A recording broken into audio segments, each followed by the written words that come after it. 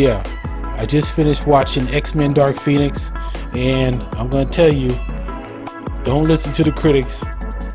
This movie's way better than what they say it was. It had darkness, it had suspense, and it had unlike Avengers Endgame, it had a consistent tone that this was a dark story. And all the actors in the movie, in my opinion, did their job well.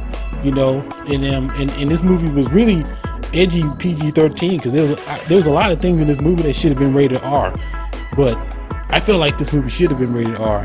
But I hope there's a director's cut to this, because I really want to see the director's cut, because there's a lot of stuff in here that you can probably tell there was some gory stuff that they cut out because of the PG-13, or to get the PG-13.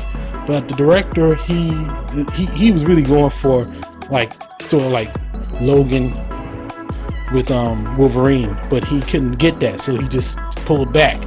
But yeah, as far as the actors, the chick who plays Dark Phoenix, yeah, she's pretty decent in it. She's actually a lot better in this movie than she was in X-Men Apocalypse. She was horrible in that movie.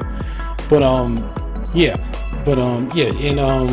actually like the fact that they didn't throw Cyclops under the bus. They actually made him a character. They actually gave him something to do, unlike the other X-Men movies they've been in. And Professor X was good. Magneto was good. Storm was actually pretty good too. Quicksilver, they undermined him, but then they had an excuse why he didn't have to be in the movie, so it was justified. Guy who plays Beast, he's always good. The villains in the movie, I mean, I think she's from the chick who's in the, I think, what's her name, Chastain, Jessica Chastain. I don't know, I don't watch much of her movies, but she was okay in the movie. But she was supposed to be playing some sort of alien, so it makes sense why her performance was so robotic.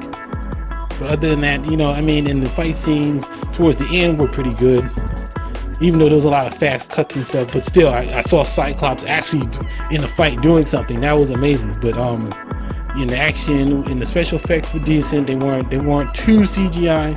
It's mostly CGI, but it didn't look too cheesy like Apocalypse. And yeah, pretty much. I mean, I'm not, like I said, I'm not a movie critic. I don't really recommend movies, but this is just my opinion. I think it's a decent movie. It's definitely better than Avengers Endgame. It's definitely better than that. It's better than Captain Marvel.